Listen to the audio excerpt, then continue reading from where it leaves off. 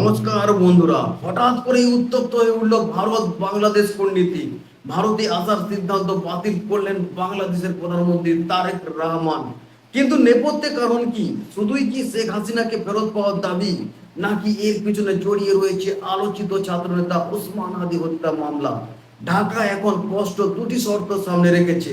প্রথমত, দিল্লির মাটিতে বসে শেখ হাসিনার রাজনীতি বন্ধ করতে হবে এবং তাকে বাংলাদেশের ট্রাইব্যুনালের হাতে তুলে দিতে হবে।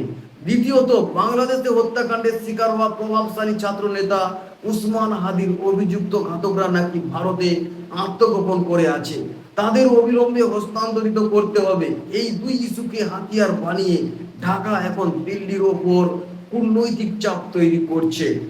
তবে জল শুধু এখানেই থেমে নেই।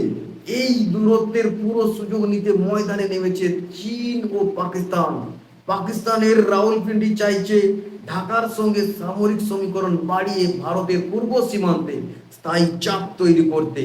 আর চীনের বেজিং চাইছে বাংলাদেশকে বিশাল ঋণের ডুব দিয়ে বেল্ট অ্যান্ড রোড প্রজেক্টে পুরোপুরি জড়িয়ে নিতে, যাতে বঙ্গোপসাগরে ভারতের প্রভাব শূন্য করা যায়। তাহলে আমেরিকা কোথায়? ওয়াশিংটন একদিকে ইন্দো প্যাসিফিকে চীনকে রুখতে ভারতের কোয়াড কৌশল সমর্থন করে, আবার অন্যদিকে বাংলাদেশে নিজেদের ভৌগোলিক আধিপত্য বজায় রাখতে ঢাকা ও দিল্লি উভয় পক্ষকেই চাপে রাখছে।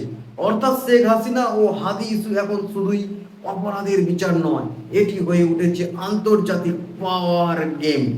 ভারত কি তার সার্বভৌমত্ব বজায় রেখে এই দুই শর্ত মানবে, নাকি প্রতিবেশীদের সঙ্গে এই দূরত্ব চীন ও পাকিস্তানের হাত শক্ত করবে?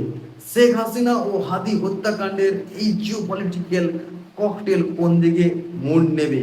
আপনার কি মনে হয়, ভারতের কি এখন শেখ হাসিনাকে হস্তান্তরিত করা উচিত? কমেন্টে আপনার মতামত জানান। আর এই ধরনের জিওপলিটিক্যাল ইনফরমেটিভ ভিডিও পাওয়ার জন্য ফলো করুন, সাবস্ক্রাইব করুন।